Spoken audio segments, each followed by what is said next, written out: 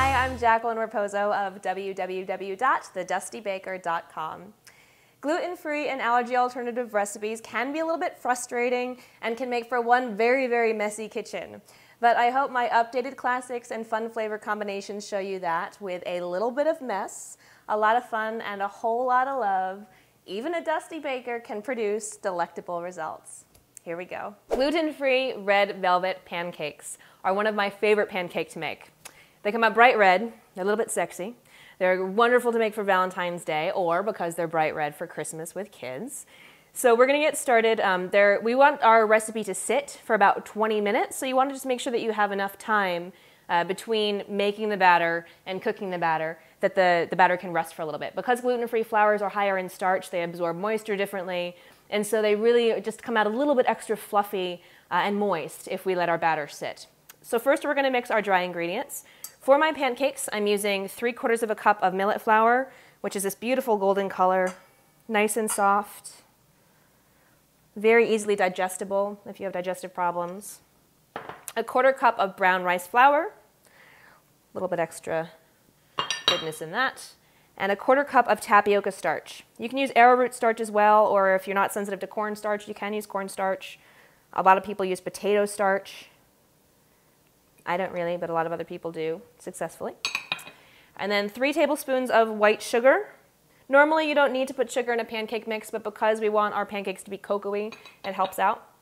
1/2 teaspoon of xanthan gum to help keep everything glued together. 1 teaspoon of baking powder so that they're nice and fluffy. 1/2 teaspoon of baking soda. 1/2 teaspoon of regular old table salt. And 2 tablespoons of cocoa powder, unsweetened cocoa powder. Now, red velvet does not mean chocolate. These should not taste like chocolate. Red velvet is literally cocoa powder and then the combination of that baking soda and vinegar make together. So we are going to use some vinegar in our wet ingredients and only 2 tablespoons of cocoa. We want it to taste like cocoa, not like a chocolate pancake. Even though it looks like chocolate already. There are our dry ingredients. In another bowl, I'm going to whip up my wet ingredients. So for this, I have 1 large egg that's at room temperature. For anything that you want to be light and fluffy like a cake or a pancake, having your ingredients at room temperature is going to help. You don't want to shock a batter by having something cold. So to that, I'm adding a cup of, I'm using unsweetened almond milk. I try not to use dairy, so these are completely dairy-free as well. So my almond milk is unsweetened, and it does not have any sort of gum in it. Look on the label. Some almond milks or nut alternatives or soy milks will have a locust bean or sometimes a guar gum in it, and that basically is going to do what the xanthan gum does that we already added to it. So if you were to have both in your milk and in your batter, it's going to make for a really gummy pancake or cake. So I have unsweetened almond milk. You can use soy milk. You can use a cow milk. Doesn't matter. And then I'm adding 1 teaspoon of apple cider vinegar. In general, for gluten-free batters, adding something like a vinegar or a lemon juice is also going to help pull things together. I'm using raw apple cider vinegar. You can use white vinegar as well, same thing. And then 1 teaspoon of vanilla extract. That, of course, is gluten-free. It says so on the label. And I'm going to whisk those together. And then I'm going to put them right into my dry ingredients. Before I add my food coloring and any extra moisture, I'm going to see how this is going to turn out.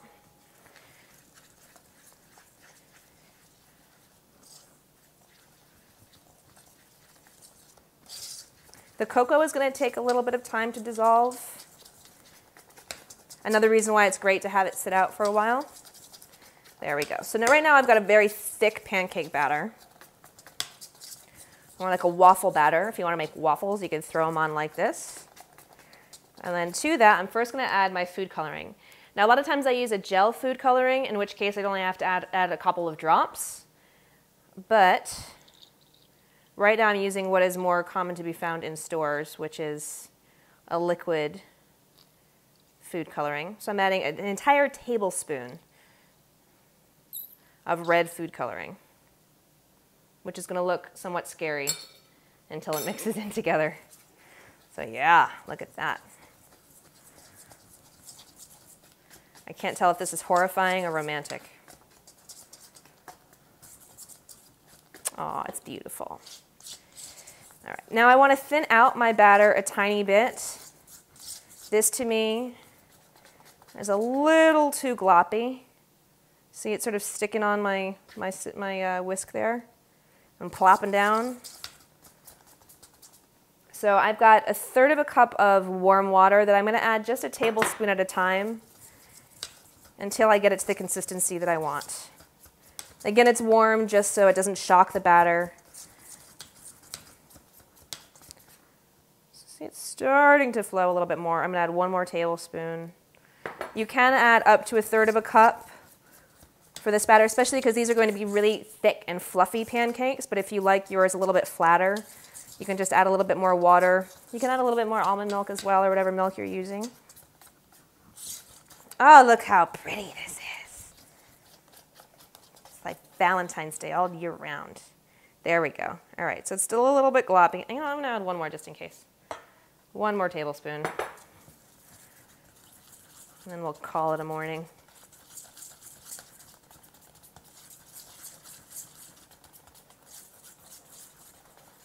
Beautiful. Bright red, I can smell the cocoa. I can't smell the vinegar, and you're not going to really taste the vinegar. It's more that you're going to taste that chemical reaction between the baking powder and the vinegar and the cocoa. So that is perfect there. See, it's dripping a little bit more. So I'm going to pour that. I like to put my pancake mix into just a 2-cup Pyrex. If you're doubling, this is going to make 8 to 10 pancakes. So it doubles easily, and then you can just put it into a larger pouring vessel. Look at that. Oh, that's gorgeous. Beautiful. So like I said, I'm going to let this sit for about 20 minutes. And then after about 15, I'm going to start heating up my griddle. I guess it's not a grill, it's a griddle. But you can use a large frying pan. Because these are this beautiful red color, we want to be very careful with our heat. So I cook these on a medium-low versus a medium or medium-high that you might cook a normal pancake at, because I want the color to stay really red and vibrant, and I don't want it to sort of char and get brown. And so obviously the longer your surface is heating up, the darker it's going to get. So we're going to let this sit and then start heating my griddle on medium-low.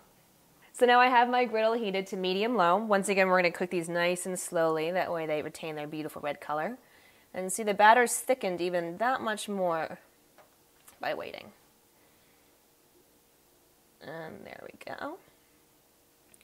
So the first side, these are going to take a good 5 minutes because we're cooking them so low. And they're going to get big and puffy and pretty. Keeping the cup close to the pancake just sort of helps since it's a really thick batter. If I'd made it a little bit thinner, they'd round themselves out a little bit more. But as the griddle heats up, it'll continue to do that as well. So we're going to let these settle and sit for about 5 minutes before I flip them. Cool. All right, so now our pancakes are pretty much ready for flipping. See, they're a little tough at the edges. I'm not a good flipper, I'm warning you. So let's see if I can make these pretty for the camera. Ready? And flip. There we go. So see, they're not brown on the top. There's a little bit of an edge to them, and they've flattened nicely. If you flip them too soon, because there's going to be raw batter on the bottom, it's going to spread. And see how light and fluffy these are? These are light and fluffy, thick pancakes. There we go. So now these are going to take just about another minute on this side since they're pretty much cooked all the way through now. Yeah, they're already getting, you can sort of tap them on the top and they're not really jiggling. So it's going to be maybe another 30 seconds and these ones in the back are going to be perfect. So I'm just going to drizzle some pure maple syrup on my plate. Good pancakes deserve pure maple syrup. All right, ready? So now my back ones have been on a little bit longer already.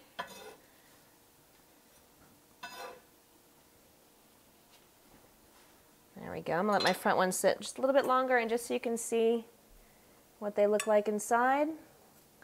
Look at that. Look at that perfectly pancakey pancake in there. There you go. Thank you so much for joining me. I'm Jacqueline Raposo. For more gluten-free and allergy-friendly recipes, join me at www.thedustybaker.com. Thanks.